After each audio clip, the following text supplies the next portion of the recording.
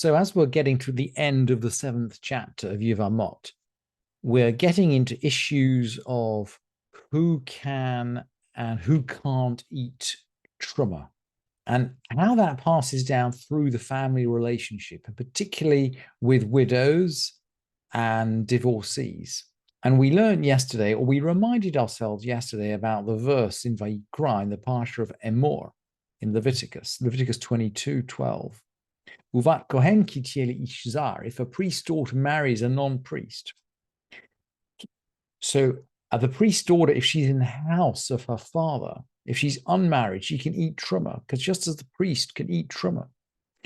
But as soon as she marries someone who's not a priest, she can't eat truma anymore. As soon as she marries someone who's not in the priestly lineup, she can't eat truma anymore. But, and there's always a but, if she's widowed or divorced, and she has no offspring. And this is going to be crucial. We're going to find out the question as to whether she has offspring is absolutely critical. But if she's widowed or divorced and she has no offspring, she can go back to her father's house and eat truma there. So we're going to see now the example of a woman who has offspring and who's forbidden, because of the existence of her offspring, to eat truma. Maybe she, and this, at one level, this is very sad because we hope that she's not penniless. On the other hand, we'll see that she has enormous pride in it's going to be her grandson, actually. And the Mishnah teaches, Kohen Gadol, Pa'amaim Shehu Posel, a high priest can disqualify. That means disqualify someone from being able to eat truma. And the Mishnah is now going to ask, how? Ketzad. And now we're going to have this example of a priest's daughter. And we're going to presume the priest dies, right? She must be a widow. Ketzad. But Kohen Shenisei Israel. So a priest's daughter was married to an ordinary Israelite. So she can't eat truma anymore. V'yaldami menabat, but she had a baby girl. And the baby girl went and married a Kohen. So time is passing now. Her husband must have died.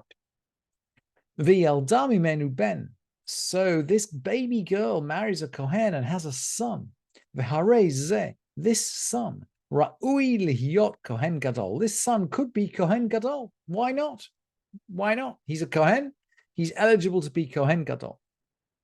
Omed u'mushamesh al gabei hamizbach. He can stand and he can serve at the altar. Now,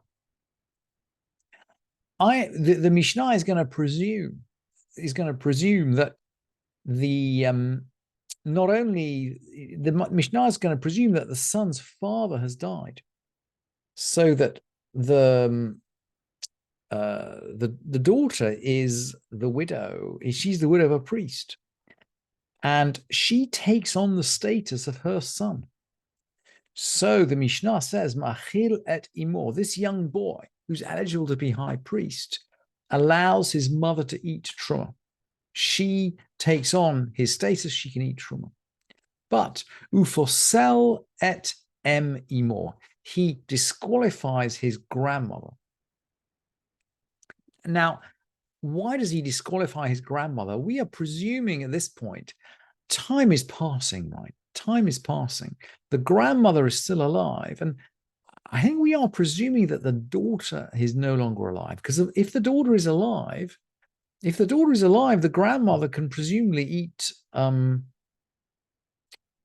If the daughter is alive, then she isn't. So well, I mean, if the daughter is alive, the grandmother isn't someone with no offspring.